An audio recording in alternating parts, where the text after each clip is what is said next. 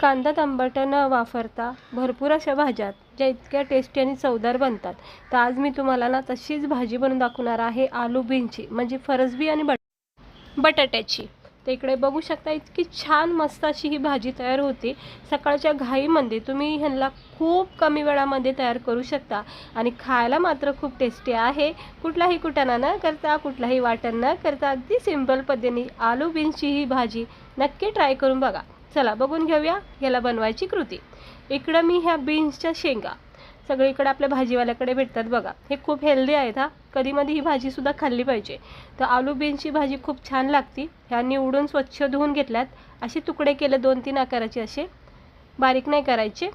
आणि इकडे मी एक मोठा बटाटा स्वच्छ धुवून असा पाण्यामध्ये ठेवलेला आहे. आणि हे बघा पाणी सगळं काढून घेतलं आहे. बारीक फोडी केलेल्या आहेत. आता टिफिनची भाजी म्हणून आपल्याला थोडीशीच भाजी दाखवायची. कढईमध्ये तेल तापत ठेवायचं. 1 चमचा जिरे टाकायचं. ह्या भाजीमध्ये अजिबातच लसूण नाही, अद्रक नाही, कांदा नाही, टमाटर नाही, पण परफेक्ट भाजी बनते. आता हे थोडेसे जिरे तडतडून झाले की आपण ह्याच्यामध्ये जे बटाटे कट करून घेतले ते टाकून घेऊया. काय होतं, बटाट्यामध्ये भरपूर प्रमाणामध्ये कच्चापणा आहे, म्हणजे लवकर शिजत नाही. भाजीच्या अंदाजे जर लावलं तर बटाटे लवकर शिजत नाही. त्यामुळे जिऱ्यासोबत बटाटे आणि चवीनुसार मीठ, म्हणजे भाजीला अगदी पुरेसं होईल इतकं मीठ बटाट्याला लावून घ्यायचं आणि असं मिक्स करून घ्यायचं. आणि याला वाफ द्यायची. 1-2 मिनटं तरी याला स्टीम होऊ द्या. बटाटे थोडेसे नरम सॉफ्ट पडू द्या, जेणेकरून आपली भाजी लगेच होईल. आणि बटाटे थोडेसे नरम सॉफ्ट पडले की मग शेंगासोबत बाकीचे उरलेले शिजले जातात. नाही तर काय होतं, शेंगा होतात पिचपिच आणि बटाटे राहतात तसेच कच्चे. त्यामुळे थोडेसे बटाटे असे नरम सॉफ्ट करून घ्यायचे.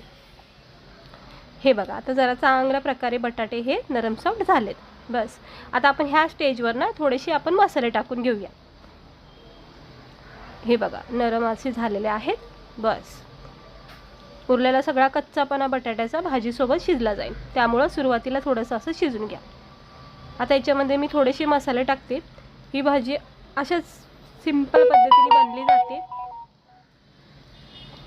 तर याच्यामध्ये मी टाकते 1 चमचा, जास्तीत जास्त 1.25 चमचा असा लाल मसाला.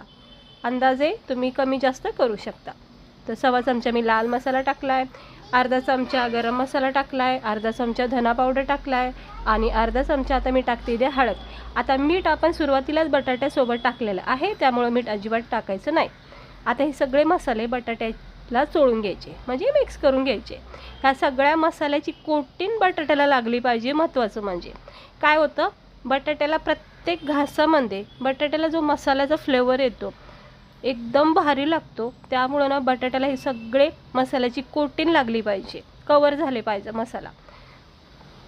आणि हे सगळं थोडं परतून झालं की मग आपण ह्या शेंगा टाकायच्या. स्वच्छ धुवून निवडून घ्यायच्या. गोलाकारसुद्धा तुम्ही याला कट करू शकता किंवा ह्या अशा उभ्या कप करू शकता. आता याला चांगलं मिक्स करून घ्या. सगळ्या मसाल्यासोबत बटाट्यासोबत ह्या सगळ्या शेंगा मिक्स करून घ्यायच्या. आता चवीनुसार आपण सगळे मसाले मीठ वगैरे टाकल्यामुळं अजिबात काही टाकायची आवश्यकता नाही. फक्त आता थोडंसं चिमूटभर पाणी टाकायचं. उरलेला कच्चापणा पण शिजला जाईल. आणि दुसरी गोष्ट, शेंगासुद्धा थोड्याशा शिजल्या जातात. हे बघा असं चिमटीने पाणी टाकायचं थोडं थोडं, बस इतकं पाणी पुरेसं आहे. आता झाकण ठेवायचं, स्लो गॅस ठेवायचा. 1-2-3 मिनटातच ही भाजी आपली वाफेवर तयार होते. तर पाहू शकता जितकं पाणी टाकलं तितक्याच पाण्यात आता ही भाजी आपली तयार होणार आहे. हे बघा बटाटा अगोदर आपण शिजून घेतल्यामुळं लगेच नरम सॉफ्ट पडत चालले. आणि शेंगाला पण जास्त काही गाळ करायचं नाही. त्याच्यामधला क्रंचीपणा हा आपल्याला पाहिजे. खाता वेळेस ना इतकं भारी वाटतं, मस्त वाटतं. एकदम गाळ करायचं नाही. बटाटे असो किंवा अशी पालेभाज्या, फळभाज्या. आता याच्यामध्ये आपण एक सिक्रेट टाकणार आहोत, ते म्हणजे खोबऱ्याचा चुरा. सुकं खोबऱ्याचं किस इथं टाकून घेणार आहोत. ह्या खोबऱ्याच्या किसने ना इतकी छान ही भाजी लागते ना, मस्त वाटते खायला. बघा लगेच बदललं का नाही याचं टेक्स्चर. खोबरा 2 चमचे टाका. हे लसूण शेंगदाण्याचा कूट तर आपण नेहमी टाकतो, पण 2 चमचे खोबऱ्याचा किस टाकून बघा, अप्रतिम ही भाजीची चव लागते. हे बघा पाहू शकत असाल तुम्ही, बटाटा मस्त झालेला आहे शिजून. आता ही आपली झाली परफेक्ट भाजी तयार खाण्यासाठी. झाकण ठेवायचं, गॅस बंद करून घ्यायचा. हे बघा झाली का नाही आपली परफेक्ट भाजी आलू बीनची तयार. ही भाजी ना खरंच तुम्ही खूप कमी वेळ असेल ना, अशा वेळेस तुम्हाला ही भाजी खूप फायदेशीर ठरेल. चांगलं शिजलेलं आहे बटाटा पाहू शकता. शेंगा पण मस्त नरम सॉफ्ट झाल्यात आणि अशा मग कलरसुद्धा भाजीचा छान लागतो, म्हणजे शेंगाचा रंगसुद्धा मग बदलत नाही जास्त गाळ केल्यामुळं.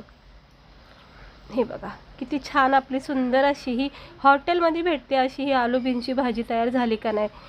काही आपण मसाले नाही वाटले, काही कुटाणा नाही केला. तुम्ही पाहिलेच आहे की व्हिडिओ आपला रेसिपी किती सोप्या पद्धतीने झालेली आहे. सकाळच्या घाईमध्ये ना खूप उत्तम भाजी आहे, तुम्हाला झटकीपट बनली जाईल. फक्त शेंगा निवडून ठेवायच्या फ्रीजमध्ये, सकाळी उठलं की एक बटाटा कट करून झटकीपट ही भाजी तयार होईल. आणि इतकी भारी लागते ना, गरमागरम पोळ्यासोबत इतकी भारी लागते. भाकरीसोबत, ज्वारीच्या बाजरीच्या भातासोबत अप्रतिम लागते. मस्त बघा बटाटे शिजले छान, शेंगासुद्धा मस्त झालेल्या आहेत. आता याला गरमागरम खाऊन घ्यायचं मस्तपैकी असं पोळ्यासोबत. कशी वाटली तुम्हाला आपली फरसबी म्हणजे आलू बीनची भाजी? ट्राय नक्की करा. अशा वेळेस ज्यावेळेस तुम्हाला घाई असेल आणि भाजीला काही सुचत नसेल, अशा वेळेस ही बेस्ट भाजी आहे. अशा मस्त मस्त रेसिपी बघण्यासाठी चॅनलला आपल्या सबस्क्राईबर करा. व्हिडिओ आवडला असेल तर लाईक करा. असेच चांगले चांगले रेसिपी तुमच्यासाठी घेऊन येणार आहे. बघत राहा आपल्या चॅनलला.